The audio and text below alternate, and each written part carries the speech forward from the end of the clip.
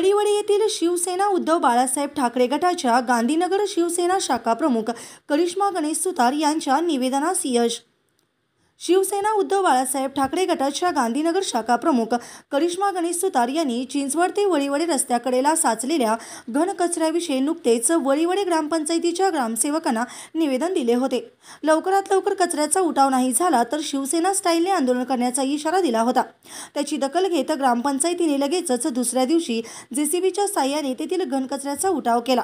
या त्यांच्या निवेदनामुळे त्या रस्त्यावरून ये-जा करणाऱ्या नागरिकांची तसेच शालेय विद्यार्थी-विद्यार्थिनी यांच्या आरोग्यास होणारा धोका टळला आहे।